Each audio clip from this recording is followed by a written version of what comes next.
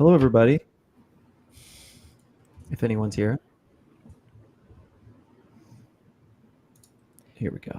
If there's one thing I found, that it doesn't matter if people are here right now, they can still see that tweet and Facebook and YouTube post afterwards.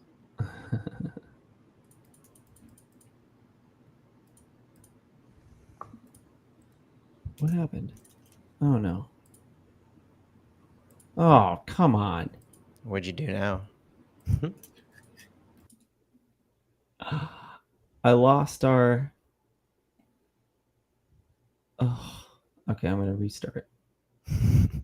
Well, whatever happened from whoever, the white noise that was in the background's gone.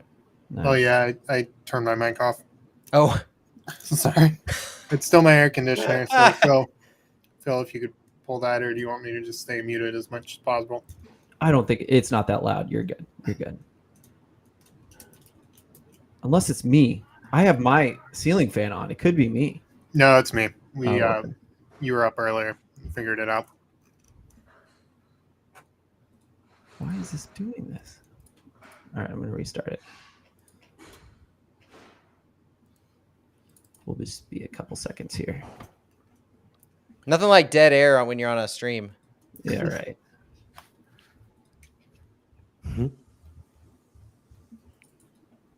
I do like how the title of this is Kroenke FC. There we go. Kroenke FC. He doesn't get to call himself SC.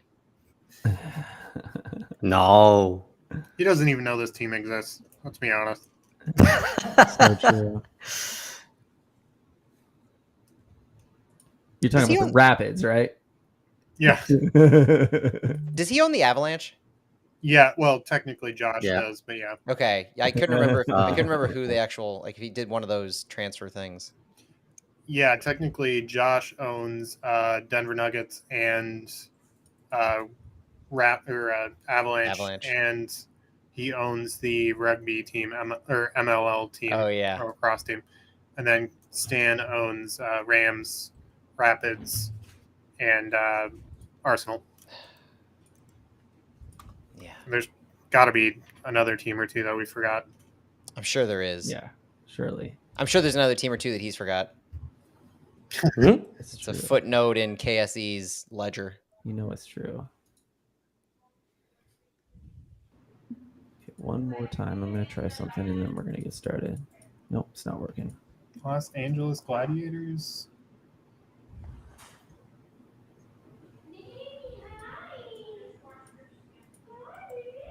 Oh my gosh, who is that? That's adorable. That was my wife. I thought it might have been CC. I knew it. She just got home. She was greeting the dogs. I am loving your dog pictures too, Santiago. I love it. They're very cute together. I would show Berkey that kind of love too. Let's be honest. Ooh, does that ever get awkward? Berkey, I love you. There's unending innuendos in my head right now. I won't say anything. Oh, it's too good. All right, I'm going to hit record and we'll get going. Here we go. Welcome, everyone, to Flyover Footy. You are listening to us possibly on the Big 550 KTRS. Thank you so much for joining us today. We are going to dig in deep to we're going to talk a little bit about FC Cincinnati today, but then we're going to go deep on the Colorado Rapids game coming up. And there's a lot of, there's a lot of crossover, a lot of St. Louis crossover in and out of the game that we're going to touch on that are very obvious, that are just, we have to talk about. So we're going to dig in right now. But first, let's introduce everybody. Matt Bager's here. Matt, how are you doing? Doing great. Excited for the upcoming match. Excited to come off a 5-1 win. It's just a good time. And sometimes it's just me and Matt. And then sometimes we've got a special night tonight. We've got 4 people. We've got the full crew today. First of all, Santiago Beltran, how are you doing today, man? Doing great. Happy we have a full house for this podcast. Yes. And a full house includes Stuart Holtgren. Welcome, man. How are you? I'm doing well. Glad to be here. Yeah, it's so cool you could join us today. I do think we're going to talk about the Open Cup later, and we've been really needing you to back us up on this one. So welcome, man. Thanks for being here. First, we're going to talk about Cincinnati, though, just a little bit, right? We got to limit ourselves today, but it was a wonderful game, and we're going to enjoy talking about it some more. I know you guys might have heard flyover fallout. Pardon me. Earlier this week, but we'll touch on it a little bit so it can kind of lead us into the next game on Colorado on Saturday. Matt, do you want to get us started on maybe the lineup and kind of how the game went? Yeah, it was a return to form for the lineup. It was a return to form in general for St. Louis, rolling out a 4-4-2 with Nelson, Hebert, Parker, Nerwinski, Leuven, Vasilev, Stroud, Alm, Klaus, and Joachini. It was the 8th different lineup as far as personnel goes, but it was the 5th time we've seen this 4-4-2, and it really seems like St. Louis has found a groove carrying the 4-4-2 with Klaus and Joachini, and how that kind of allows everything else to fall into place. If you have those two up top, it gives you some flexibility in Stroud, Alm, Ostrak, Jensen, even Vasilev or Leuven up top in those attacking mids. And then our midfield is a little bit more at ease, especially with the absence of Jabulu Blom, who before Cincinnati we found out was out for 5 to 6 weeks with a groin injury. So the way that this lineup kind of allowed itself to take shape and create chances was rather impressive. You had a lot of attacking involvement with Johnny Nelson. You had a lot of attacking involvement with Edward Leuven. You had success on set pieces. You had success in transition. You really checked a lot of the boxes that I had for our keys to the game that Santi and I went deep on Flyover Fallout. And it was exciting to do so against the, at the time, supporter shield leaders in FC Cincinnati. Absolutely. Stuart, you gotta key in here. Any thoughts on the lineup or even how the game flow went? We don't have much time to talk, so this is your chance to kind of talk about Cincinnati. No, just a real quick shout out to John Nelson. What a match by him. Every match he's getting more and more impressive. He had some really cool, techies that got shown online, clips, and that goal was just absolutely incredible that he set up.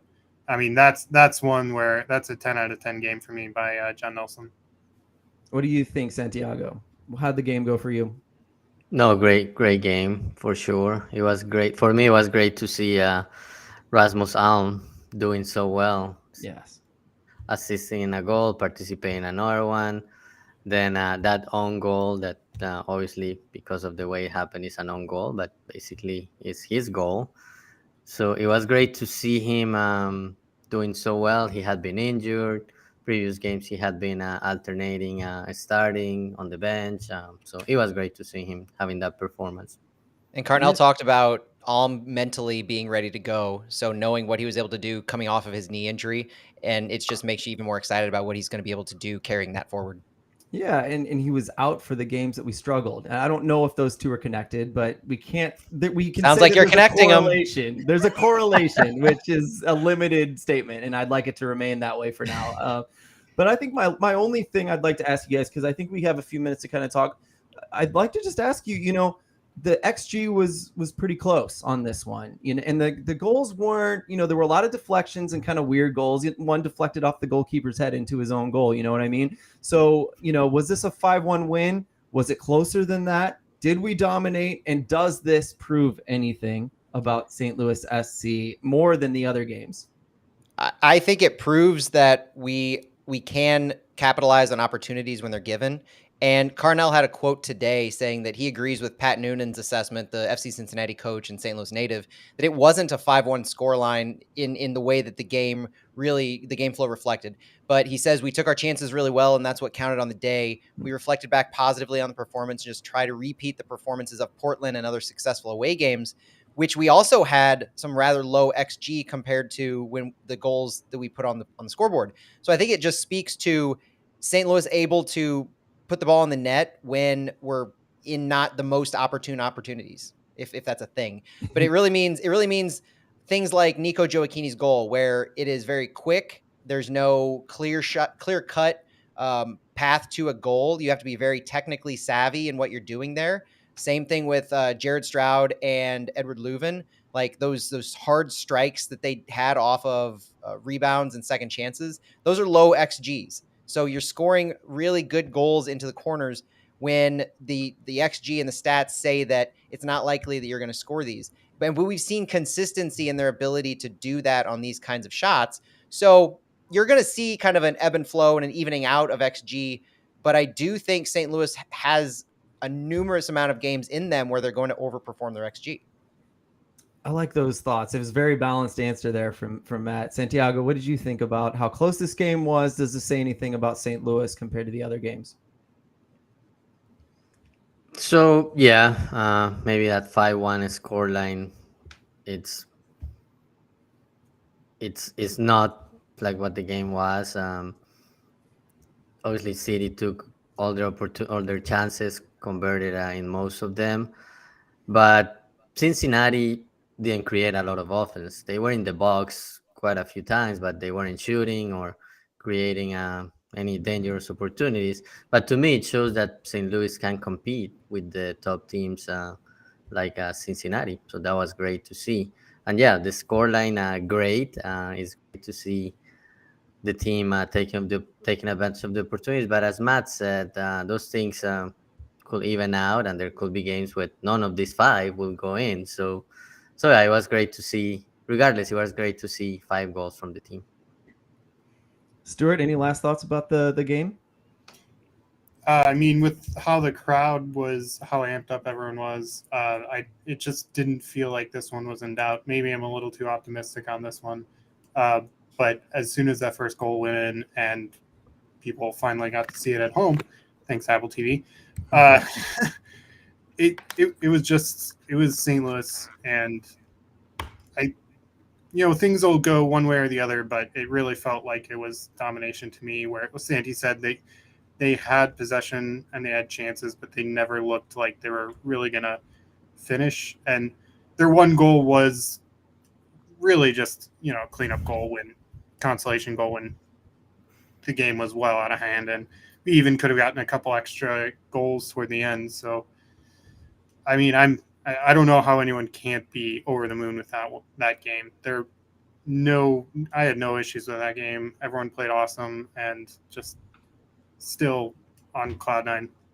The other thing it had the advantage of is it allowed us with the goal was scored with some substitutes in the game, but that's a positive in and of itself because we got a chance to see Isaac Jensen, Tomas Ostrak, Akil Watts, and for the first time all season, Selmir Pedro in the match, which is increasingly important over the next 7 days, 7 to 8 days, as we have 3 matches coming up. And so we're going to need some of these players who have only been getting 10, 20 minutes, or in Pedro's case, 0 minutes. We're going to need them to be match fit in order to compete in these 3 games. I'm so excited to talk about the rotation going forward, but if I can just key in a little bit about the Cincinnati game, just you left it wide open for me. I get to be positive. I don't have to be the devil's advocate here. The XG was close. The scoreline was much different than the XG. But, the guys were in those places to score. And sometimes a lucky bounce is a lucky bounce. And sometimes it bounces and there's 3 pink shirts right there ready to score. In this case, gray. Actually, they wore their grays. So, I think in this one, it was just one of those weird games where our hustle really paid off and our positioning really, really paid off.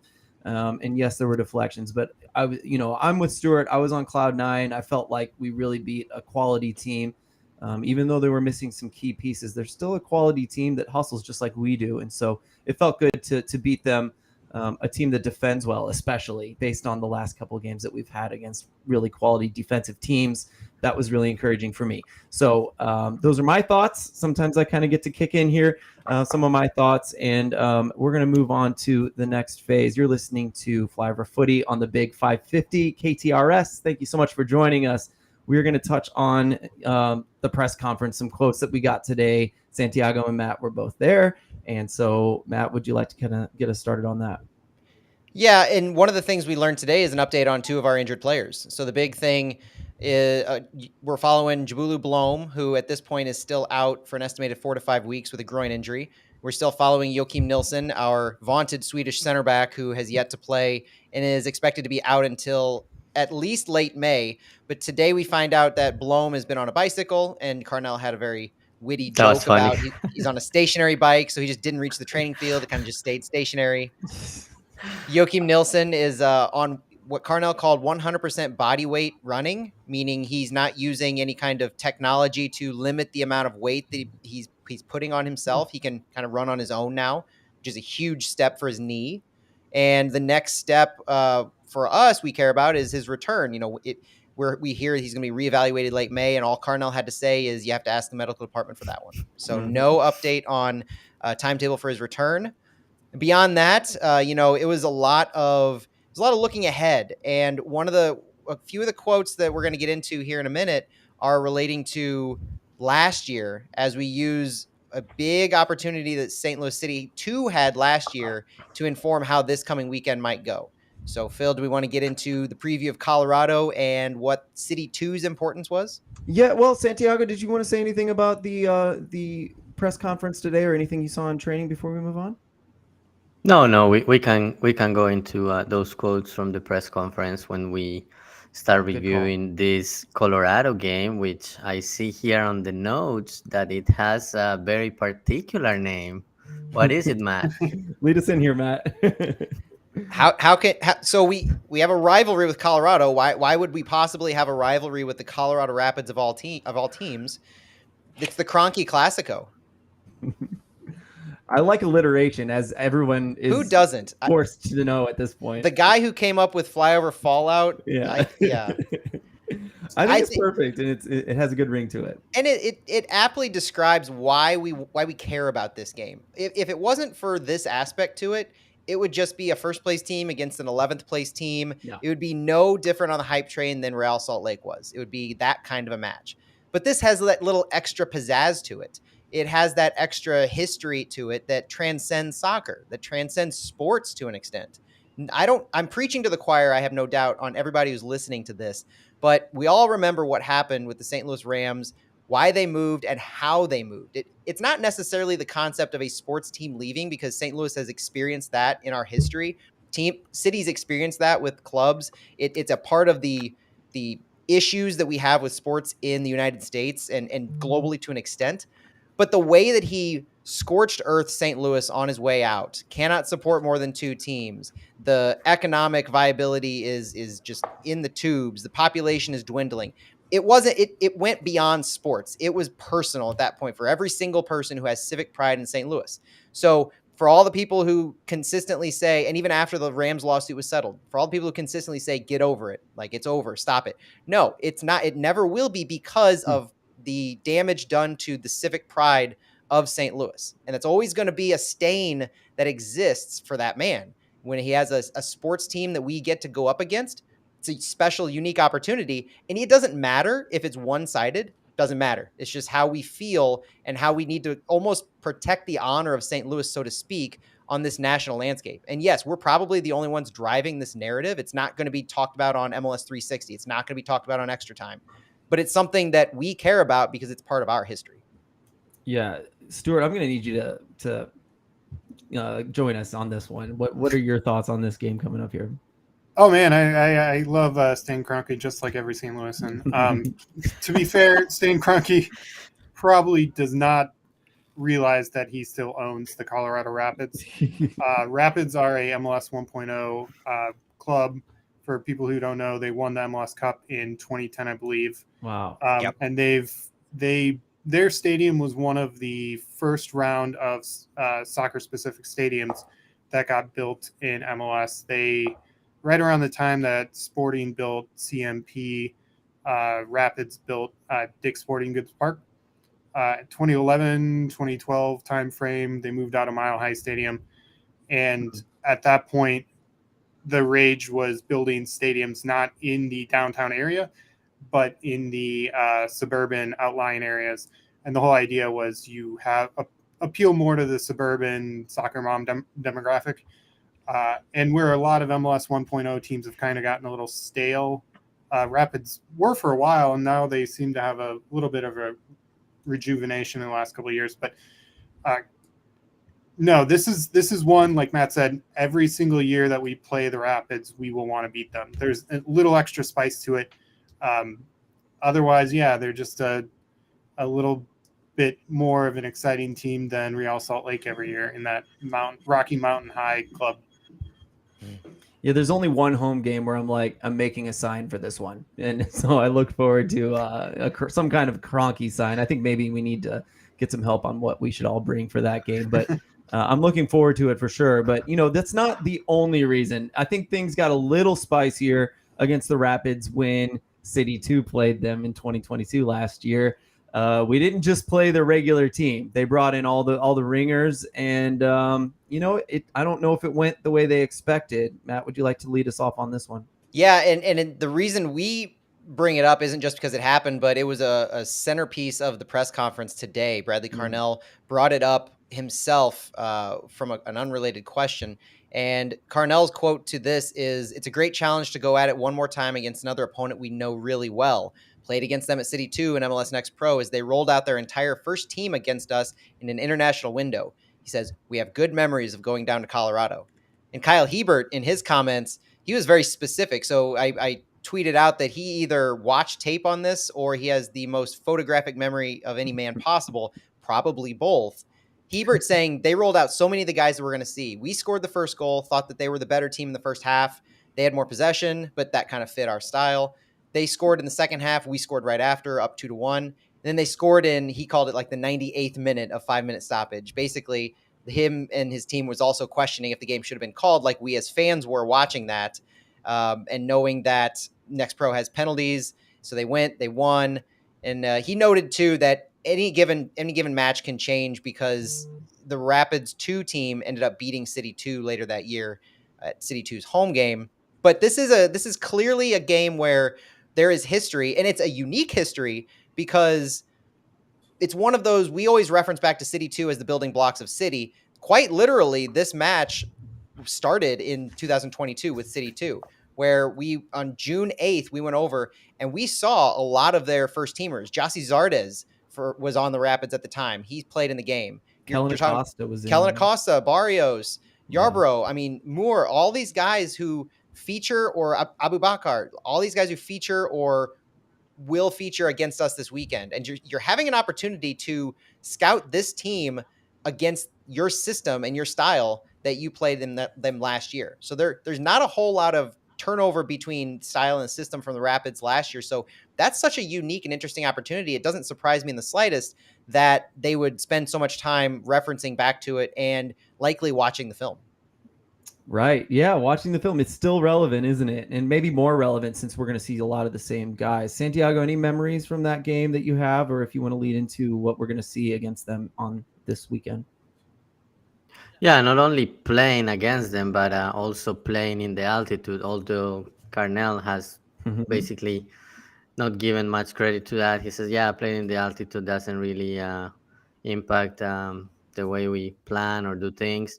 But just having that experience, traveling to Colorado, playing in the altitude, and playing against the first team, I think it's still relevant, even though that was June 2022. Colorado didn't have a lot of turnovers. So, yeah, obviously some good takeaways from that game. And for example, Kyle Hebert was at that game, played the 90 minutes, and he will probably play again this game. So yeah, it's good to have those points of reference from last season. It just happens with Colorado, it was basically the starting 11, or a big part of the starting 11 that they will have this year. It won't be the same thing with every team that City plays and that City 2 played last year, but it just happens that Colorado did that, and it's just an extra element for this Kroenke Clásico. Indeed. Yeah. And we're looking at like where they are in the table. I think Matt's going to kind of fill us in on that. But, comparing that to, it's really interesting that we did so well against their first team and then we lost to them at home against just their second team. And so, it's interesting that, yes, this team isn't super special. They've been pretty good as of late, which we're about to hear about. But could they put up a good fight, and could we lose away in this one, Matt? Can you fill us in on some of the information, kind of the background information on those thoughts?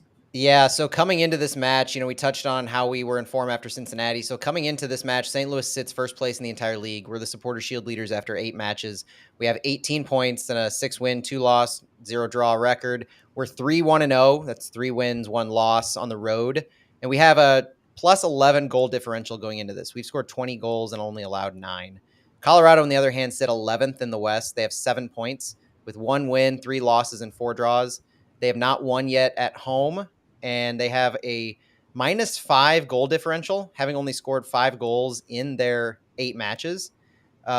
One thing to note, though, is with that goal differential, Seattle, the first week of the season, Seattle dropped 4 goals on the Rapids. And since then, the Rapids have only allowed 2 goals twice, and they haven't lost a game in over a month since March 18th. That's the last time they lost a match, which means their last 3 have been a 2-2 tie last week against Charlotte, where they came from behind. They had a 1-0 win. Their only win of the season 2 weeks ago came at Sporting Kansas City. And they had a 0-0 draw against LAFC, which is huge, honestly. LAFC is the presumptive best team in the league. They sit right below us with a game in hand in the standings.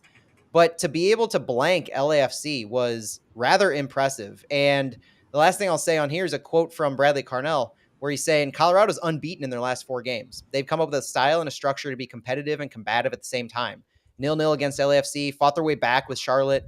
Colorado's conceded 1 more goal, has 1 more clean sheet than St. Louis, but they also look at the eye test. Carnell looks at the eye test at seeing how can you gain advantages against a deep-lying opponent, not unlike a Minnesota. And so knowing what Colorado is going to do and how they blanked LAFC, looking back at how we can look at our away matches against Portland, where Carnell seemed to allude to a similarity to how Portland played. You're looking to all of those now historical opportunities on how did teams in MLS play against you. So we're not playing teams a second time, but we're able to play similar systems multiple times now in MLS, where we're starting to gain that same type of knowledge that we've been saying teams now have film on us. And so it goes both ways. And that's going to be interesting to see if we can do against Colorado what we did against Cincinnati, which is take a defensively sound team and run them through the coals. Yeah, and to kind of like add a cherry on top of what you just said, but can Colorado also do what Minnesota and Seattle did to us? And so I think, Stuart, let's pass to you on this one, because as a Fulham fan, USA fan, I dare say, and a St. Louis FC fan, you're not new to the trappings of what can go wrong in a game if a goal is scored and no one's able to come back. So Stuart, what do you think about this game as far as, yes, Colorado is kind of lower in the charts, but you just never know what's going to happen on a given day. Yeah, any given Sunday, as they say in NFL terms, you never know what's going to happen in 90 minutes. You could get a bounce wrong. You could have an errant back pass that just completely offsets the whole feel of the whole game. They score first, or what happened when we played. It was Rapids 2, City 2 last year. That home leg. They got a penalty in the first minute of that match, and City 2 was by far the better team that whole match, and Rapids 2 pulled out 3 points.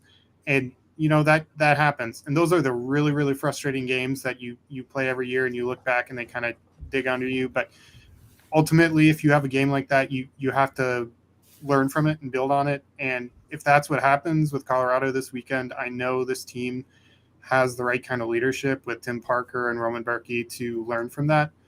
And but let's just not get there. Let's just put 5 up on them again and bury this early. Ooh, I like that. Let's repeat it. I love 5 every week. Wow. Matt, I know we've got some stats perhaps coming up. Where would you like to go next? Yeah, I think knowing how MLS views this is interesting too. So it seems obvious the first place team against the 11th place team, but coming into this, as far as a respect factor in national circles, the power rankings are a good indicator.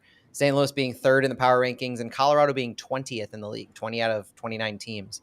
With Colorado, the thing that nationally they're saying is it's 4 straight unbeaten for the Rapids. Things currently don't seem nearly as bad as they did a few weeks ago, even if they still only have 1 win on the year. And that kind of goes to their current run of form, which, just like Cincinnati, they're not creating many chances. They're not finishing the chances they do create. They are massively underperforming their XG. They have 5 goals on the year that I mentioned. Well, their XG is nearly identical to St. Louis City's in around 10.5. So knowing that there is that discrepancy, I think speaks 2 things to what St. Louis really will need to do. And it's prevent good chances from occurring, but also really preventing any chances. So Colorado has been really bad at finishing, and they're you would think at some point they would regress to the mean, which means they would just start dropping boatloads of goals. The idea being that if City can protect in transition a low block team that's not going to be throwing everybody at our defensive end all the time like we will be for them, then you can kind of play the lanes and play the different zones in your defensive third, trying to take away some of those opportunities for them to counterpunch or counterattack. And the other thing with St. Louis in the power rankings being that St. Louis has kind of back on track as far as the national narrative, meaning they drove FC Cincinnati into the ground 5-1, they say, and it was one part luck, one part keeping their foot on the gas. So it's still that tongue-in-cheek, oh, they're the expansion team, things are dropping right for them. But at the same time, you can't discount a 5-1 win against the top team in the league at the time on any level.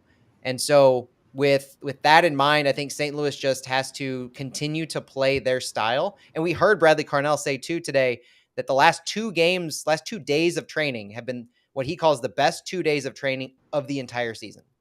So knowing that we've gotten back on track to have the confidence back from last week, the boys are taking that into training each one of these days, and they're having this kind of success. They're having that jovial attitude, so to speak, amongst each other, working hard when they need to. There's a lot of positive things that you can see going into this match, whereas when we went into Minnesota, and this is my last thing before I turn it over, when we went into Minnesota, we were coming off of 5 wins. We were also coming into a 3-game stretch that everybody knew was going to be the toughest 3-game stretch of our entire season. We hit that stretch hard. We got slapped in the face. We learned a lot about how to attack and how to go about playing these teams. One of them was a very hard-fought, really dirty game against Minnesota where it could have gone either way. The other, we just did not play our style of soccer. We let them control. We played our style. We tailored it to the opposition. And then we got back on track playing to our strengths against Cincinnati, and we were able to control the ball. We need to keep on that front, and we know how to do it in a similar style, like I said, against Minnesota. So it'll be highly interesting to see if we can actually stick with our game plan. And the last thing I'll say is they say if you get 42 points in MLS, don't say it. Don't jinx it. I think you got to finish your thought now. Okay. I had it on the notes, and I knew somebody was going to yell at me for this. They say if you get 42 points, then you're into the MLS Cup playoffs. You're good as a playoff team, which there are 9 playoff teams in each conference. St. Louis currently needs just 24 points from the remaining 26 games to reach that 42-point threshold. Now, that is a far cry, narrative-wise, from supporter shield leaders to just making the playoffs. So right. if we regress to that point, there will be a lot of disappointed people, but perspective is key when you're going into these matchups where you're away against a defensively sound team. You don't know if you're going to win or lose. Like, keep the big picture in mind here. Love that. Really, really good stuff there. And this is from us, even before the season started, we weren't even sure if playoffs were a real manageable goal, but here we are. That sounds very manageable, despite Santiago's worries about jinxing ourselves here. But Santi's the angel on my shoulder who I should have listened to instead of putting that in. Perhaps, yeah. Hopefully no one's recording this in case things go wrong. Really awesome stuff there, Matt, because one of my favorite things you said there, I just want to review that you got that Colorado has the same XG as St. Louis. That's like an interesting thing to consider. And so several other thoughts there that you brought up that I really enjoyed. If you're listening to us, this is Flyover Footy. We are a podcast that covers St. Louis soccer. We stream live on Thursday nights. If you'd like to join us on pretty much every social place you'd like to find us, you can join us in the chat. We have a podcast feed you can hear this on with extended footage after. But right now, you might be listening to us on the Big 550 KTRS. The game, if you're listening to us on the radio, the game is just an hour away, just about. So we thank you for joining us, and hopefully we can inform you a little bit more before this game starts. Maybe we can take a short, quick break here. Santiago and Stuart, I'd like to hear your thoughts on what you think about this game, what it might look like. Santiago, let's start with you. Any kind of key thoughts that you think might be for St. Louis going into this game against Colorado Rapids? Yeah, so initially, to me, when I was thinking about it early in the week, definitely is one of those that you could see as a trap game, just because Colorado is in that 11 position. And I have a funny story for you guys. I had a chance to talk to Bradley Carnell earlier in the week, and basically I say, so going from Cincinnati being as first place to playing Colorado, who they are not doing that well. And right away, he was like, so they are undefeated the last 4 games, and they have more clean sheets than us. So I wouldn't say that they aren't doing well. I was like, okay, yeah, I get it. So that was very interesting. And but we had a good chat, and at the end, he was like, "I hope you don't take it the wrong way. That I was like challenging you and trying to make a point." And I actually love that because it's better conversation, and basically next time I can basically think, okay, maybe he's gonna take it this other way, so kind of think more about the way I ask things. But it was great. I like that he respects Colorado, and he doesn't think about, oh yeah, they are 11 and have only won 1 game, and that win was about Sporting KC, which is the way all of us would probably think about it, or a lot of people would. But he takes it very seriously, and even the players, when you talk to them, same thing. So it's great to see the team approaching it game by game and having that respect for every opponent. So I really like that. But yeah, I think the team, yeah, even though it looks like a trap game and things like what happened with CD2 last year playing against Colorado, that they scored in the first minute and then the team couldn't get back into it. Those things can happen, but I'm still confident that City will get a good result against Colorado. Yeah, Santi, Santiago. Oh, go ahead. let me jump in on one thing Santi just said, and that was how Carnell kept pivoting the conversation towards the good things about Colorado. If there's one thing, like one main theme takeaway that I have from these press conferences, is that Carnell goes so deep, and you would expect him to, into what is positive and what the key to respecting your opponent is. And every single one of these matches where we find a Minnesota, we find a Real Salt Lake, we find a Charlotte, any one of these where we look at the stats on surface level, we look at the standings, and we think we go deep, but Carnell always surprises me when he has these stats and these little nuggets of information in his back pocket that he almost uses in those conversations where you come in and you feel like you're ready and you have this narrative of what the story can or should be, and he just tends to destroy that with this knowledge drop. And it's continually impressive that he's quick thinking on his feet, and he's able to immediately shift your perspective into why a first place versus an 11th place team is far from an expected cakewalk. I've learned to appreciate that so much. And he had a thought about Klaus that I want to get into later. That's just, I've enjoyed that. Yeah, I respect Carnell in so many different ways, and same for you, Santiago. I love your mentality. Is like, call us out. Let's talk about things that maybe we thought was one way. I'd love to hear the opposite thought process there. So I love that you enjoy that as well. Stuart, any thoughts from you about this game coming up? Anything you'd like to say?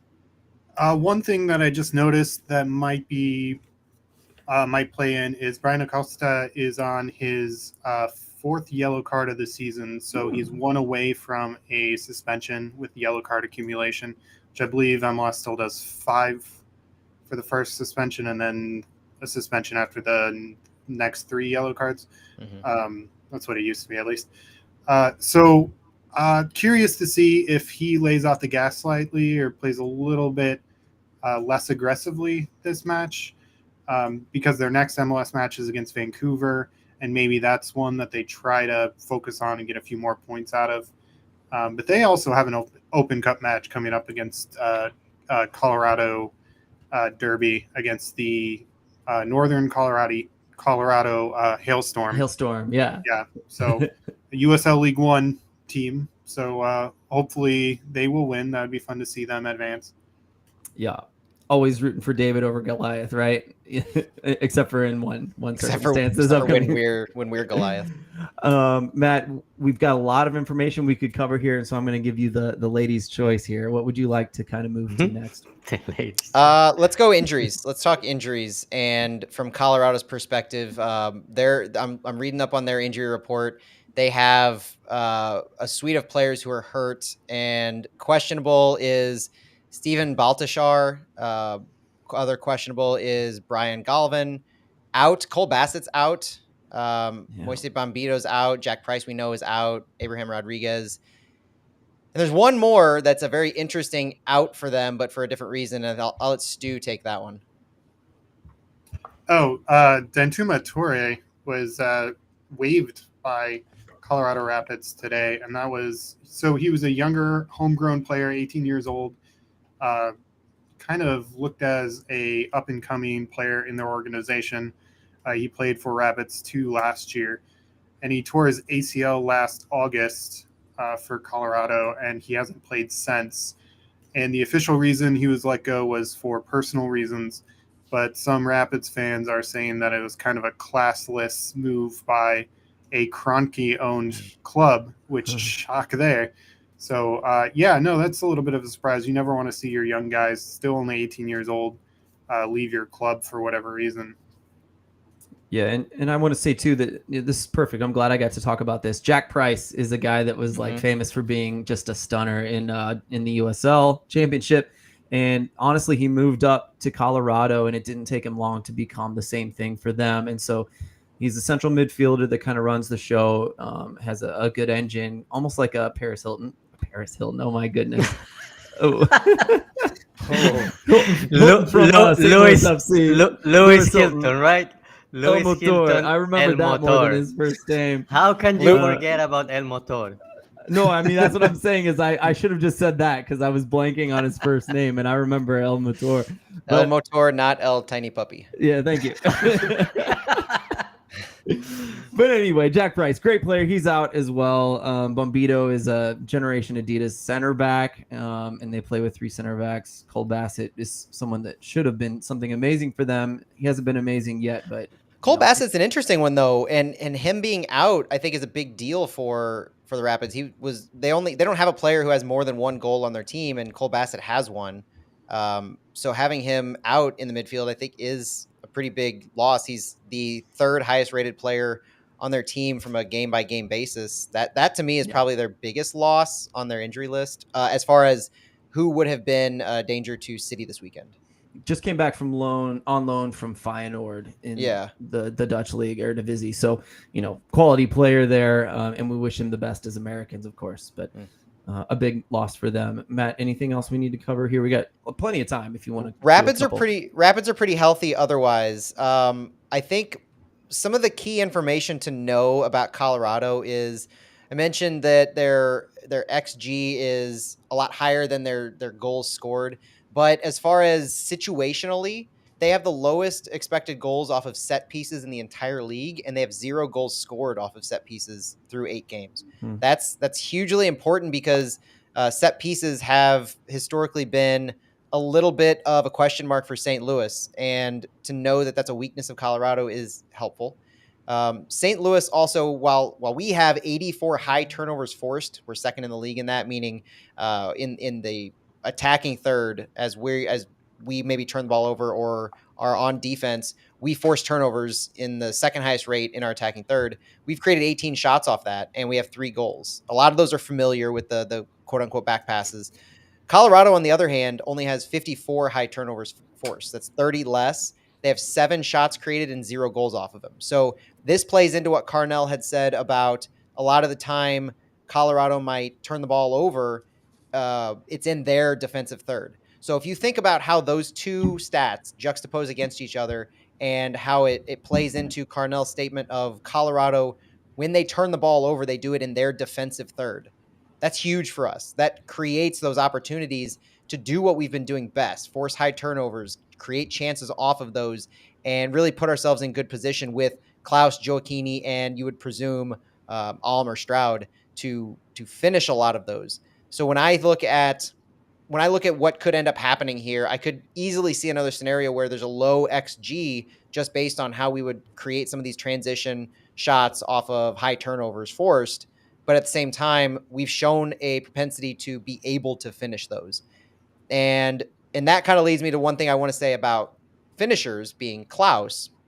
So it's noteworthy to me that Klaus is still tied for third in goals in the entire league with 5, but he hasn't scored a goal in the last 4 games.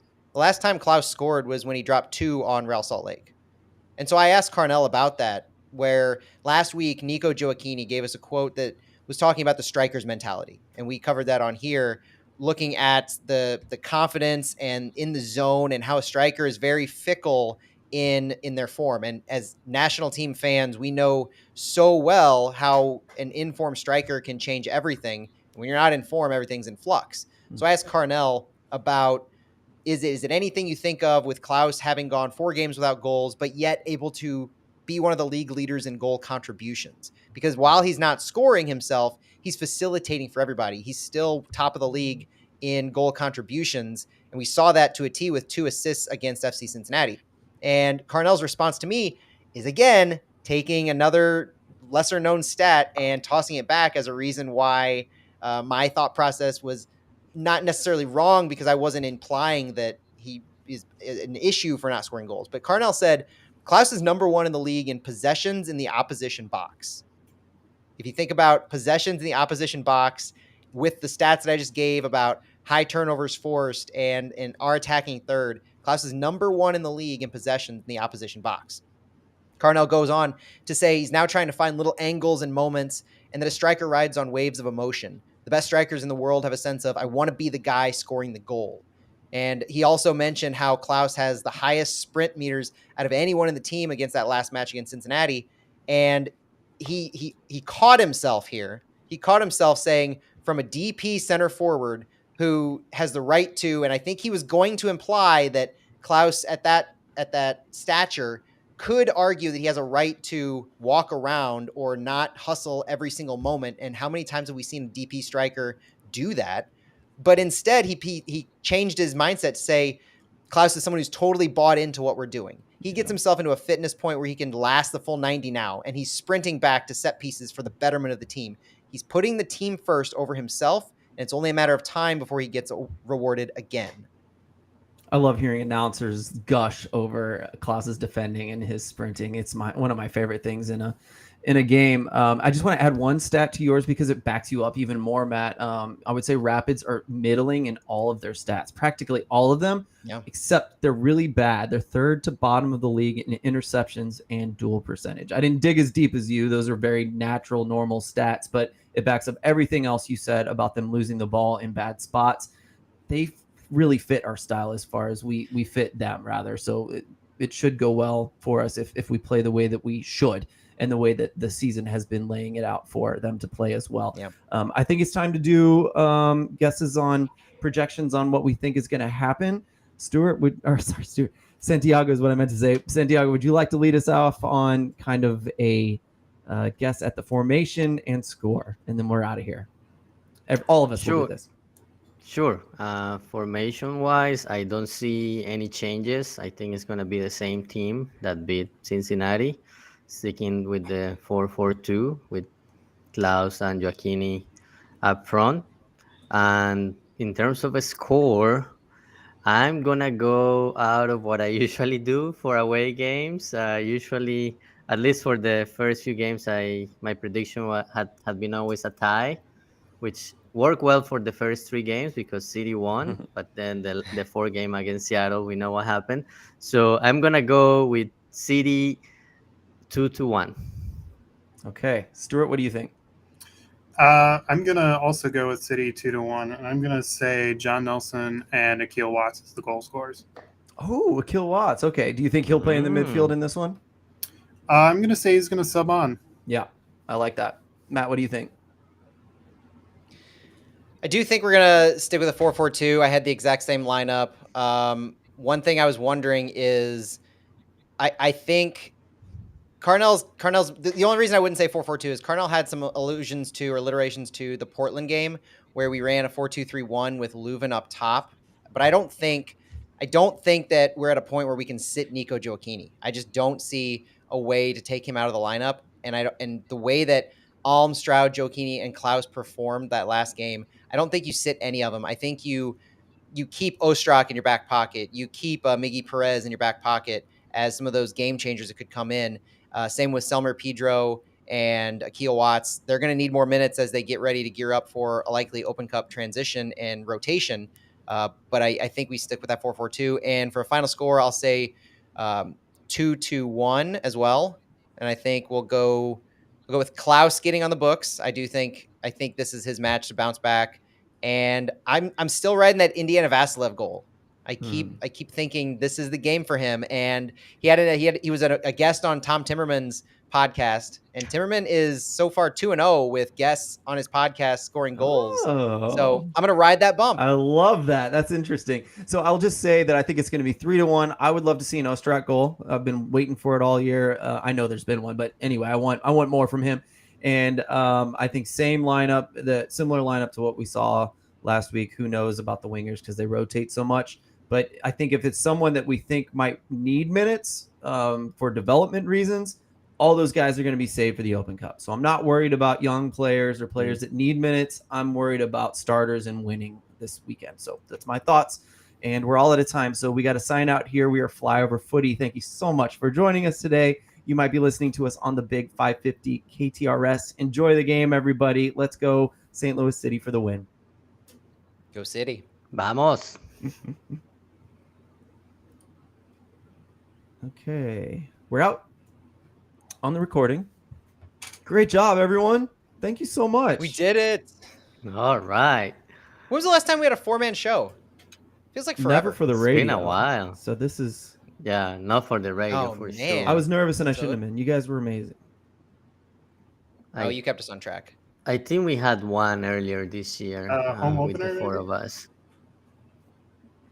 Yeah, I think. Yeah, that but we was- didn't do the radio for the home opener. Right. Not in Oh, radio, yeah. but the four of us. So Right. you're right. That was the last time. It was 4 of us. Yeah. So Well, we had radio, but it wasn't. Oh, perfect that was at the all, one. yeah. Yeah, that was. Because I listened to that one. one. I wasn't hallucinating yet.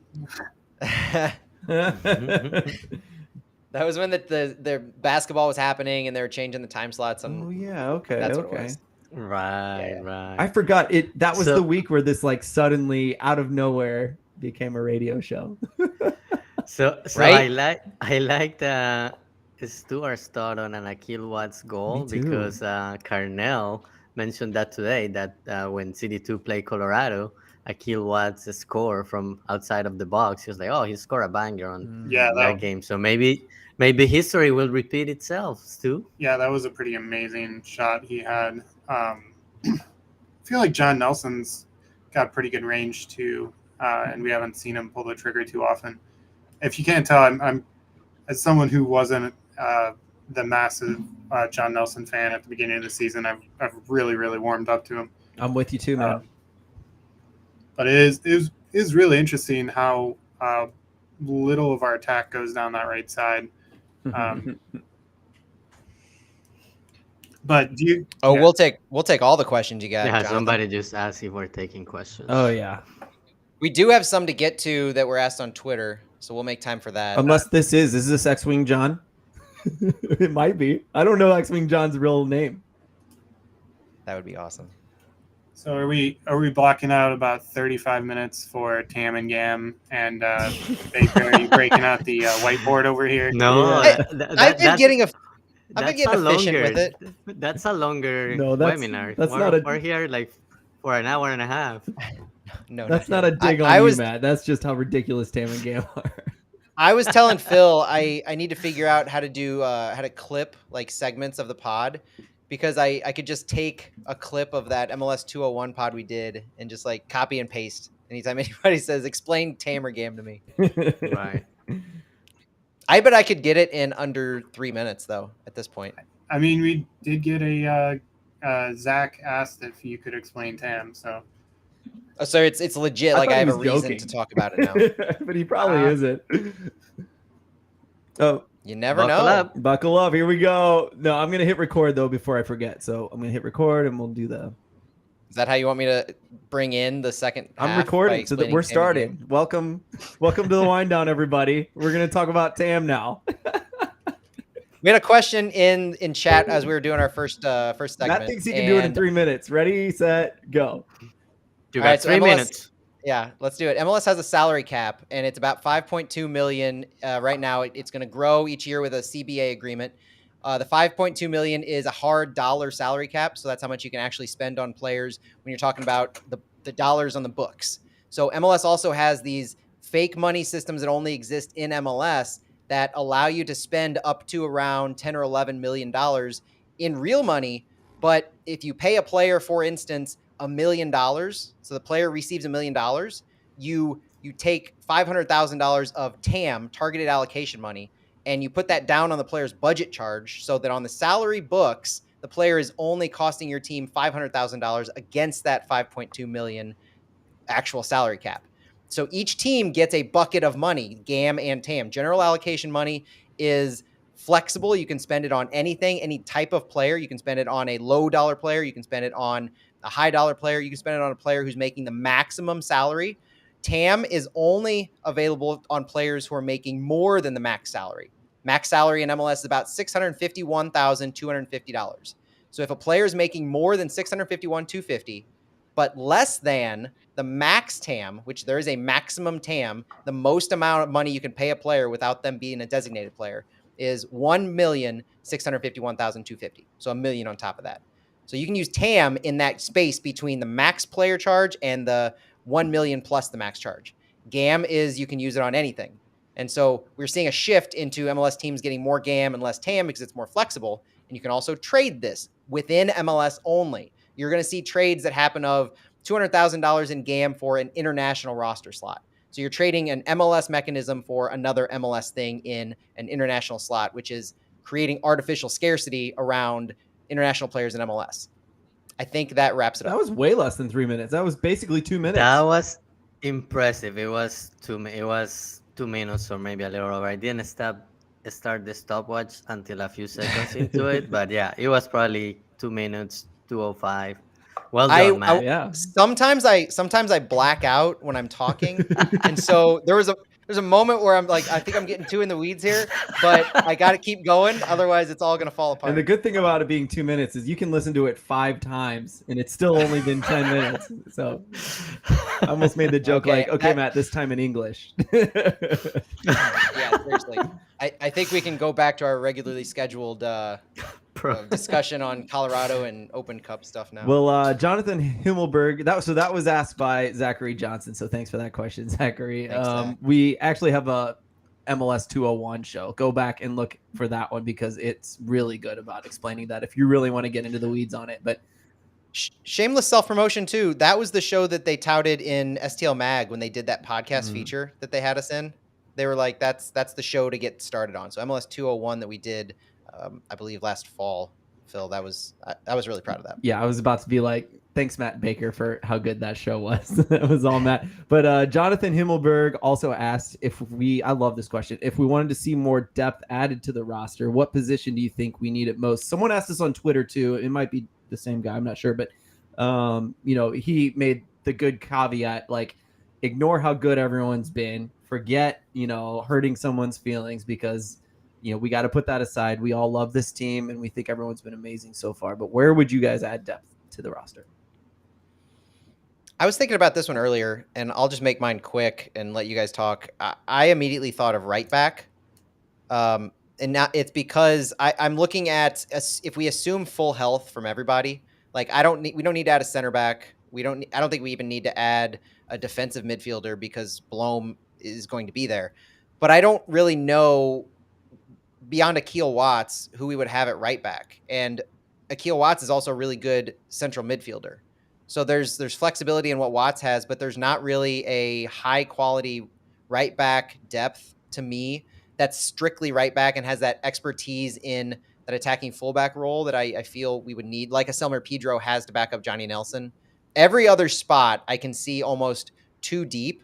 Like up top, we can run one up top with Klaus and then Joe Keeney. We can run two up top. And I guess at that point, you're dropping down to Sam and Deneron, which we haven't really seen much on. So maybe that's another. But in the middle, we're just so overloaded with middle talent between Stroud, Ostrak, Alm, Jensen, and Celio Pompeu, who he needs a goal himself. And Carnell has said as much. So right back, and I guess maybe striker. What do you think, Santiago? Matt already said a striker, but yeah, that was my first thought. I will get a striker. You never know if there is an injury, if Klaus is out for a few games, or Joaquin is out for a few games. Even Adeniran, who hasn't had a lot of minutes, but he's like that guy that will go late in the game. If one of them get injured, it'll be great to have another piece in there. Stuart? I'm going to go right back. Striker, we definitely need, I think, another player. And I think the hope is you can pick one up in the summer. Right back, Owen O'Malley, I think, was the intended heir to that right back. But to be blunt, no one on City 2 has been really impressive so far this season compared to last season. And he hasn't been playing right back either. He's been playing all over the field on the left side. And he hasn't always started swapped back either. and forth. He's done left and right back. Maryville in preseason he was right back, but yeah, he's done left back primarily during the regular season. And I think Sergio Rivas has been kind of playing that right wing back. So maybe he's an emergency guy. I mean, he'd of course have to take up a contract roster spot. Akil Watts, Josh Yarrow, I guess would be the emergency one. Matt, you mentioned him a few weeks ago. He has experience there. It wouldn't shock me if a guy like Lucas Bartlett, with his speed, if we have an emergency situation, gets put on the right side. But you know, sorry, one thing really, we're talking about emergency on the right side. Santi, do you remember Jared Stroud in his comments today mentioning that he can play a right wing back position? And Celio's done it too. Yeah, Celio's done it too. Yeah, and that hearing Stroud talk about how he can play that right side, kind of just in front of a Jake Nerwinski type, was really interesting. In how, if we're in a pinch, he could be flexible over there. Yeah, and definitely Celio can play there too, especially if you have three. If you go with three center backs, Celio can be that guy on the right. So yeah. And he did in preseason. Yeah. He did that at least one game in preseason. And I think he's played left wing back in one time where we threw an extra center back on or something like that at the end of one of the MLS games, even MLS proper. But I gotta say, while I can, that I've been meaning to post this clip. I'm gonna find it and do it tomorrow, I think, if I can. But that clip where Celio makes a defensive move, like just battles and duels a guy in this last game in almost the right back position, and then dribbles down the field, like gets around a few people. It's toward the end of the game, so I am going to post it. I'm glad you guys aren't like jumping on, like saying, yeah, I know exactly what you're talking about. My goodness, that man has some moves, and he puts in effort on duels. Like, I love watching that guy. I really think he's really quality, and I hope he continues to grow and get more minutes. So, was this Celio at the end of the FC Cincinnati match? Yeah. Was it the one where Klaus shot but could have passed over? Nope. It was after that, I think. He actually kind of got pushed away from goal and tried to cross it, and it got blocked out at the end. I know. I know he was fairly open in the center of the box on one Klaus, where Klaus took a 1v2. I talked about that in the DMs, where it's like he should have passed, but the striker wanted the goal. Can't blame him. We were up 5-1, and he wanted to get. I don't. That's the striker's mentality. I don't blame him for a second on that one. Yeah. So I'm looking forward. Kind of going ahead. Looking forward to seeing Celio getting more minutes on Tuesday in Open Cup. I would think he will be a starter there. I think so too. I'd like to see him start actually and get rewarded. I hope. Joseph Iliff asks, Joseph, thanks for joining us again, man. I love when you're able to join us and ask some questions. How does the coaching staff handle bringing in substitutes with the upcoming U.S. Open Cup match? New players at halftime or just rotate? I mean, I'm excited to see this rotation actually, and I hope it goes a few rounds in. What do you guys think? I think you bring them in at need. You have some of your first teamers on the bench, and you don't want to bring in Klaus. You don't want to bring in Alm unless you have Leuven. to, or Leuven. They sit on the bench. But if Union Omaha are taking it to us, which they could, they're a very good team, Yeah. and we can't take them lightly, then maybe they get subbed in at the 60th minute and they get 30 minutes to kind of turn the match around. But otherwise, Santi, I'd love to see Celio on the right, Isaac Jensen on the left, Big Sam up top. Kind of a B team, B plus team. Yeah. Because yeah. So I'm just wondering, Tomas Ostrak, like assuming that we stick with the same lineup that we had against Cincinnati when we go to Colorado, Ostrak has only been seeing like 20 minutes, 30 minutes maybe. And so he hasn't been getting a run out. And I know we're wanting to see a lot of Celio, but I could just as easily see a 4-2-3-1 come out against Omaha that has starting from the top. It has Sam, it has Jensen and Pompeu, but it also has Ostrak at the 10. I like that one. Easily see that. Agree. Yeah, and Ostrak and Jensen had a lot of great chemistry last year with City too. So that would be a good combination to see again. The only downside is that Azil could use some minutes on a higher level as well. City 2's match on Sunday against Colorado Rapids 2 will be interesting for that, because if Azil gets a run out, a significant run out against them, that's just an extra day closer to Tuesday. Yeah. He might not even be available if he goes full for City 2. Good point. Sounded like you were going to go deeper, Matt, deeper in the lineup. Deeper into the midfield, actually, yeah. So I was thinking Leuven, I agree, you should not run him out in the Open Cup. Indiana Vasilev, it depends on how early he leaves, if he leaves against Colorado. But I'm thinking more of a Miguel Perez and an Akil Watts in that role, or Miguel Perez and Indiana. Do we even have another? Or maybe. I guess it might have to be, right? Yeah. Because the depth that Carnell referred to when Blom went out was Leuven, Vasilev, Perez, and Watts in the midfield. But if we go ahead. If we do that, if we run Akil Watts in the midfield against Omaha, then do we have another right back for Jake Nerwinski, or could we look at a situation like you guys were just talking about, where you're having Selmer Pedro on the left, you're having Lucas Bartlett and John Bell and Josh Yarrow? Yeah.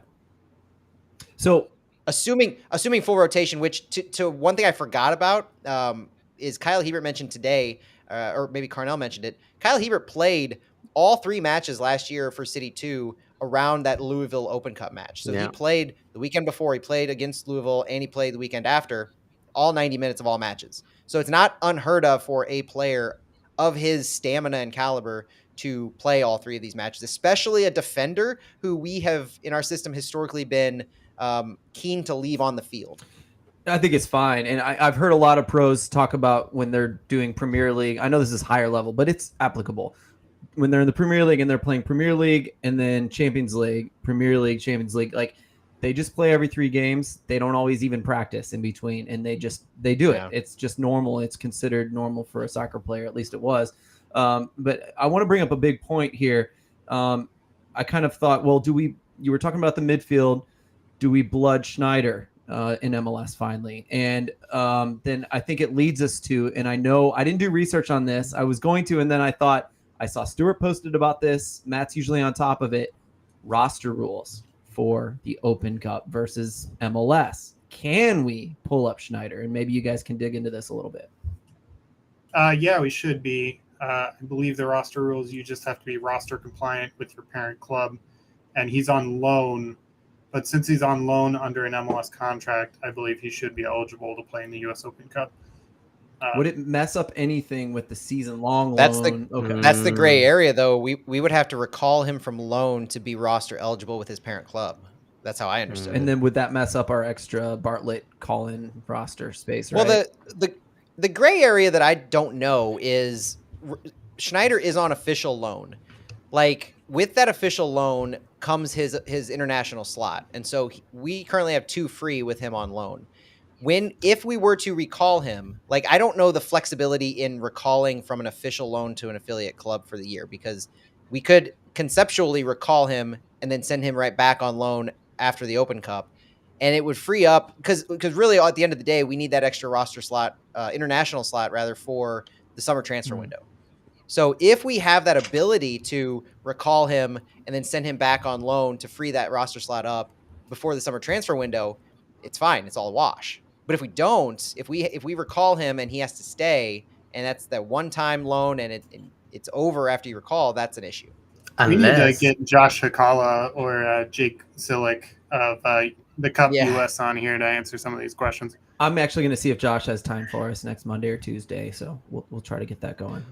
What I would really want to know is more on the MLS to Next Pro loan side. Yeah. Like, I want to know that MLS roster rule. So, like, with Sam Stejskal gone, I mean, is it Bogert? Is it Tenorio? Like, who would know that level of detail into that? Because it's not, first of all, it's definitely not clear cut. It's not laid out letter of the law. Here's what you can do with your loan to your affiliate club. It's just the fact that you can make one. We'll ask Bogert, and then we can ask the club, I think, hopefully, even if it's like after the next match or before the Open Cup match, we'll try to get in there and get that taken care of. That's a big question. And if we don't ask, then who will? You know what I mean? Yeah.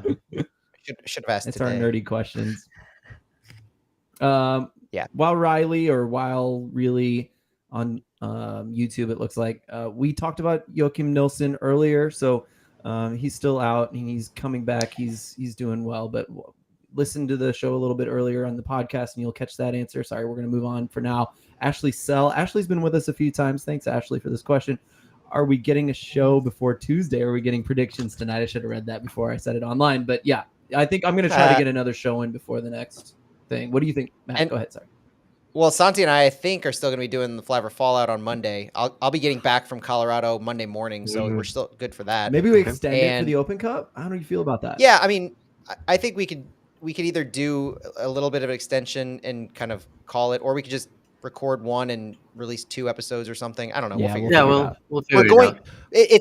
We're going to do something, and it's important because we're talking about scenarios of what happens based on this weekend. Yeah. So by the time Monday afternoon comes, we're going to know who's played on Saturday, and we're going to know who's played for City 2 on Sunday. That's going to greatly inform what a likely roster we send out on Tuesday against Omaha is going to be. Love it. Tim's bucket hat. This is the last question I think we're going to have tonight. I love it. He's joined us on Twitter. He just listened to the preview and he said it's funny to hear them still saying that our pressing won't work with the altitude. Ha ha ha ha ha. I agree, right? It worked in RSL, right? So why wouldn't it work here? And it's not a surprise because it worked last year in City 2 for what we were doing with that team. It's another scenario of this is not our truly first year with this system in competition. We've had these trial runs knowing how to travel and what impact that has on players last year. We've been to RSL this year. We're ahead of the game, and people still don't seem to understand or give credit to that. People are falling back on all of these old, it's their first time. It's City's first time going to Colorado, so they're so unfamiliar with what this entails. It's almost like that's the joke of the narrative. That's the thing that really grinds my gears is there's a lack of big picture going on with a lot of these statements. Yeah, it's amazing to see how the team was able to have City 2 last year and do a dry run on a lot of these things. It has really helped, not only the traveling, going to some of these places with altitude, but just getting 10 to 12 of these guys acclimated to the system and to playing together, training together. It's amazing to see how that has helped the team this year. And how amazing is it that someone could say, what about the altitude? And we can be like, look at City 2. We have data already going into our first season. That's pretty awesome. And Sandy, Utah is only 500 feet lower than Commerce City, Colorado. Oh, I thought it was higher. That's my mistake. Yeah, I mean, Colorado's a higher elevation, but it's close. Yeah. It's only 500 feet difference, and we dropped 4 goals on Real Salt Lake. Yeah. All right. We have about 10 minutes, 15 minutes. I mean, we're not on a time constraint necessarily, but Matt, I really enjoyed the who scored stuff. I don't know if you want to touch on that or if you want something else first. Oh, yeah. No, that's fun. So the last week we started talking about this kind of website, Who Scored, and they put together characteristics, strengths, and weaknesses. And so we reviewed what City's was last week, and it's really not any different as far as their strengths are. They finished their scoring chances, which leads back to the goals versus XG difference in that we finish every chance we get, even if it's a low XG. We're good at coming back from losing positions. And these are all very strong things for us. We're very strong at creating scoring chances and stealing the ball from the opposition. But City is weak in defending counterattacks, very weak in keeping possession, and very weak in avoiding individual errors. The former of that, the possession, is by design. The latter, avoiding individual errors, kind of speaks a lot to me to the first touch that we have in some of our passing sequences where the players just aren't as careful with the ball, probably because they're trying to create chances quickly. So that could be a byproduct of our system. Colorado, though, there's not and this kind of goes to the lack of an offensive output or the lack of, you mentioned it earlier, Phil, it was perfect. They're middling in so many stats. They really are. And so their only strength listed is counterattacks. They're very strong in counterattacks. So that's the Minnesota thing to me of if they sit back at a low block, if they force you to come at them and then they try to turn the ball over and move it up quickly, even if they create their turnovers in their defensive third, if they can move the ball quickly in a counterattack and leverage some of their wingers and get the ball into a dangerous zone, like where we only have our two center backs, that could be an issue as they look to find space and holes in our defenders. But Colorado's weaknesses are finishing scoring chances, defending against long shots. And the finishing scoring chances is a direct correlation back to their underperforming their XG. So if they have an XG of about 10.5 and they've only scored 5 goals, that's 10.5 for the season, by the way, and they've only scored 5 goals, they're terrible at finishing their opportunities. They should have scored double based on expected for. And a reminder, XG is really the chance of scoring a goal based on where you are on the field, the type of shot, the pressure you're facing, and also a historical context to your efficiency in finishing. And so knowing that Colorado also has a weakness against defending long shots also plays very well into City's style, where both on the ground and in the air, we'll pass the ball up. But Carnell mentioned today, harkening back to Akil Watts' goal last year, City 2 against Rapids, Akil Watts' strike from a missile outside the 18. City is tied for the lead in goals outside of the 18 this year. We're very strong. We're strong all around in scoring goals, but there is a propensity to score from outside the box in conjunction with our overall scoring. And so knowing that they're weak against long shots bodes really well for an Indiana Vasilev or an Edward Leuven or even a Klaus who has goals from outside the 18. We were top of scoring outside the box with City 2 as well. And I just thought that was an Akil Watts thing, but I guess it's not. It could just be a City thing. That's interesting. Yeah. What do you guys think about all of that? What any of the strengths and weaknesses that make sense to you guys for both teams? Does it remind you of anything else this season? Last week I kind of compared it to AI, where it's like based on whatever information it has, it's kind of drawing its own conclusions. So, yeah, I mean the first one on there for weaknesses is defending counterattacks, and we saw that on their Cincy goal last week was when Isaac Jimson lost the ball, and Pedro actually stepped up, but he got chipped over, and really. And that counter was just really well done by Cincinnati. But, when we play that style, it's going to be natural that we're going to be weak that way. So that's not something that necessarily worries me. Can I ask a selfish question? I didn't watch closely enough to know, but any conclusions about Pedro after his first performance? Any thoughts on what he did? He almost had an assist. Yeah, Ooh. I think he did well. I would say he didn't look bad. That's for sure. I would have noticed that. Yeah, and last year when he played with City 2, I know when we talk in our DMs, in some games we're a little bit disappointed with the way he played, but I really like what I saw from him. And as Matt said, he almost had an assist. Even on Cincinnati's goal, if Jensen had given the ball to a wide open Pedro, he could have had another assist or maybe a scoring chance.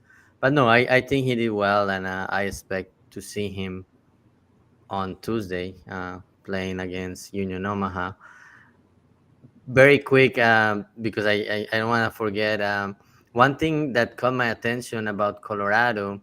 It's that for their style of play, there is a long balls mentioned here, and that's something that city has struggle a bit with against Seattle. Seattle used the long ball a lot, even against Cincinnati when the game was 1-0. The Cincinnati's best chance in the game was a long ball that Sergio, I'm forgetting his name right now, but he basically Berkey was outside of Santos. yeah, Sergio Santos. He had a chance to basically put it over Berkey and ended up going to the side. So have to keep an eye on the long ball, since that's something Colorado looks like they use that a lot. That's a good one. Thank you. Anything else? We got about 5-10 minutes. There's a lot more information here on this page. Any more stats that we haven't looked at, or any lineup thoughts? I had some keys to the game that really I tried to wrap it all up in a lot of the stuff we've talked about, a lot of the strengths and weaknesses. One is obviously outlast the altitude, because it's still there. It's not, I think, as prevalent of an issue like we've talked about ad nauseum, but it's there. Defend the counterattacks. So knowing that it's going to be what we see. Colorado's going to try to force us to possess the ball a lot more than we're comfortable with. If we can not do that, and at the same time defend the counterattacks that will be coming at Nelson, Hebert, and Parker a lot, that's going to be the key to preventing them to have opportunities.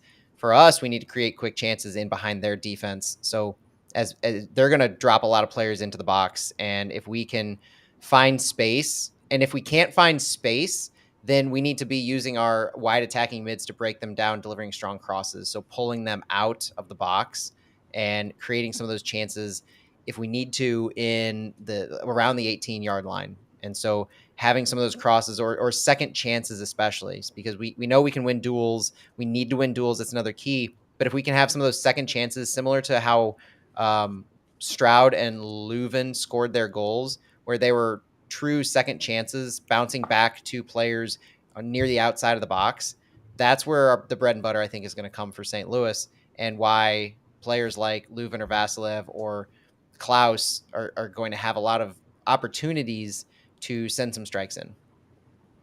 All right, you guys know what time it is? It's Open Cup time. Time to talk about Open Cup. I almost forgot to do this, but the Open Cup to me is one of the best tournaments in the world, and at least in the United States, and definitely the best tournament in soccer in the United States. And so you look at that, and you look at what we love to tout here in St. Louis, which is our Open Cup history, because when it comes to us being one of the first soccer cities in the country, the Open Cup was the only legitimate real tournament that wasn't kind of a homegrown, thrown together, this is a bunch of teams deciding to play each other, which is awesome too. And a lot of St. Louisans went to those games too, which is a really cool thing to think about, a really cool grassroots soccer kind of thing that was happening in the early 1900s. But, the Open Cup's always been there. It's always been a real tournament, and we've won it several times. Stuart, what's the big phrase about us having more Open Cup? I don't know, the funeral home thing. We have funeral homes with more Open Cup wins than you do. Thank you. Than your team I does. love that one. That's my favorite one. But of course, if you guys haven't been to the History Museum, you got to go look at that thing they set up about the history of St. Louis soccer. And we like to tout it, and we like to throw the soccer capital thing around, and we like to get mad at Sporting Kansas City for trying to claim it for bad reasons. But you know what? I'm looking at SeatGeek right now. There are $20 tickets available. I don't know if that includes fees. I may be wrong. Some people got onto me about that, but without fees, $20 tickets for this Open Cup game against Union Omaha. I'm looking at the stadium picture. There are maybe 20 or 30 sections sold out. That means there are tons of tickets available right now. And this is the cheapest ticket you can get to St. Louis City SC all season, as far as so far, right? As far as SeatGeek tells you. So if we claim to be one of the best soccer cities in the country, and we have such an amazing history with the Open Cup, I think this game should be sold out. And I don't think that's going to happen. I'm starting to realize that and come to terms with it. But I'm a little sad, St. Louis. I think we can do better, and I'm excited for this game. And I think the people who go are going to be experiencing the magic of the cup. And I just hate when people start asking questions like, well, who's going to play? Is it our starters? Man, I'm getting flashbacks of St. Louis FC in the Open Cup right now because they're like, who are our players? I don't know any of our players. I hate those comments. I'm sorry, but support your city, guys. Support St. Louis soccer. Even if it's not St. Louis City, we got such amazing amateur teams in this city. And just not selling this game out is really bugging me. And so I just wanted to make sure I said something about it. If you can't go, I understand kids, I understand family, I understand work, I understand it's midweek, but if you can go. If you can't, and you're a season ticket holder, I saw some tweets about people who bought tickets and handed them over to someone else so they could go to the game. Do that, Yeah. I've got several tickets, and if I couldn't go, I'd hand them out and try to give them away. And I've thought about buying 5 more and just handing them to someone. So anyway, I just wanted to kind of encourage everybody to do what they can to kind of get to this game and support St. Louis City and support the Open Cup, which is, such a historical tournament. That's the end of my rant. I just wanted to get that in today. Any other thoughts, guys? I know I hogged the mic there. For anybody who hasn't had an opportunity to go to the stadium, this is your chance. As Phil said, $20 is $24 with fees, but it's still a good price. And if you haven't been to the stadium, this is your chance.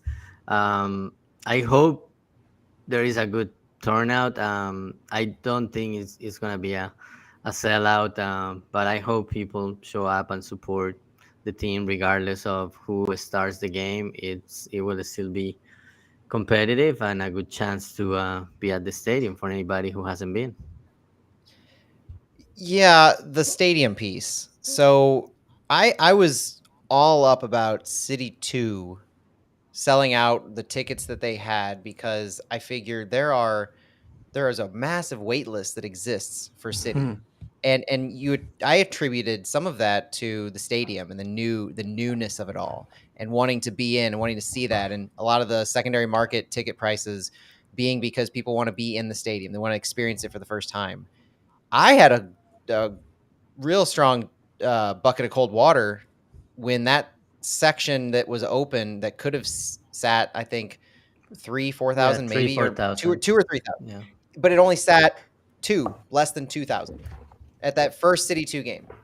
So I just have had a complete reframing of people's interest in going to see matches at City Park. And I don't mean that people aren't interested in seeing the stadium and going to it, but in a way, it's more reassuring to me that the fervor around what we're seeing is a lot of focused around our first team and the product that we're putting out on the field. We could talk all day about what would have happened if we had gone 0-6, 0-7, 0-8. Would we have sellouts? Would we have people upset and all that stuff?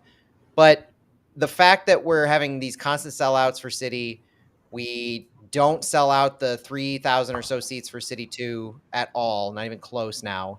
We aren't going to have a sellout for the US Open Cup. I don't know. It's just, I don't know what my point really is here. It's just, it's different framing than what I was originally thinking of. The stadium is enough to get people in at a low price because City 2's tickets are $13, $10 if you're a season ticket holder. And the Open Cup tickets are $20 to get in, $50 for a Together Credit Union club seat, which is insane. Wow. And it's not going to sell out. And so I threw questions out here like, do people just not know enough about what this is? Like, do people not understand what the U.S. Open Cup is and why we're even competing in it? What our history in St. Louis is with it? Does the broader audience not know that? Because at some point, I feel like a lot of the things that we are most passionate about exist in our bubble, and that it doesn't break through to the larger mainstream sports fan in St. Louis. Do people just not care about this side tournament? And people are major league fans and they care about the major league competition. And so this other competition, in its historic nature, in its ability for any team in the entire U.S. soccer pyramid to compete, it's just not a draw for that crowd. Do people just think it'll be a rotated city side, and so they know and expect a version of City 2, and that's what they have in their mind, and they're like, I'm not going to spend my Tuesday night going to see that. I'd rather wait for and spend a little more to go see the main City team that is first in the league, the major league, on the weekend. Like, I don't know. I tend to think that second aspect of, and it gets to the point, unfortunately, of the sports fan in St. Louis tends to be a major league sports fan, and what that mindset carries into it when you're not playing the presumed major league version of your team. Like, Major League Soccer competition is that. I don't know. Well, regardless, whoever shows up better bring it, because Union Omaha fans will travel well and they will bring it. Yes. They have They have buses coming from Omaha. They are really excited to see City Park, just like every visiting fan is.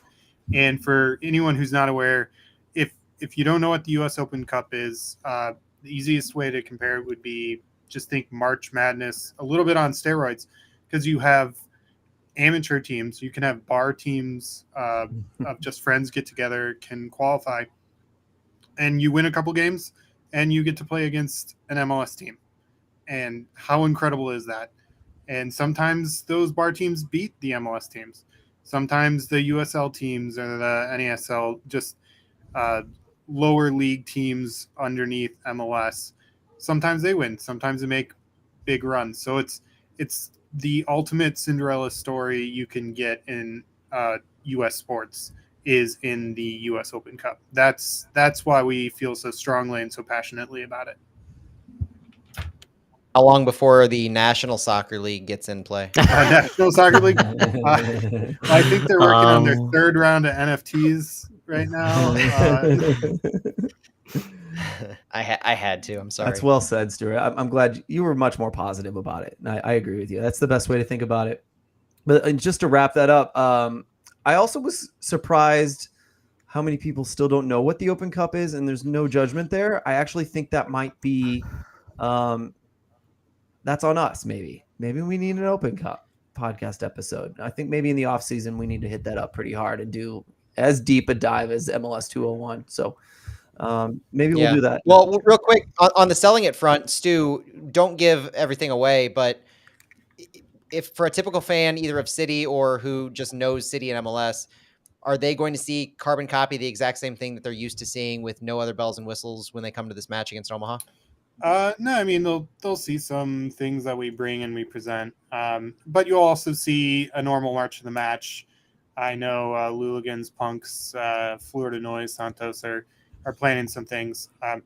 Well, we're very proud of our history here and with the Open Cup, and we'll display it in a way that we can.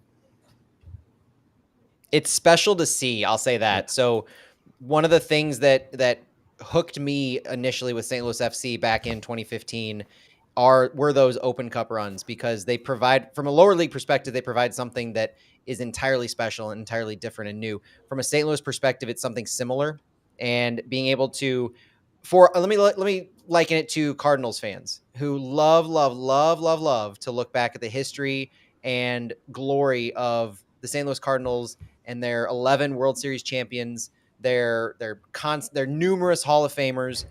That exists in the history of St. Louis soccer, and the Open Cup is the way that we can display that to the world.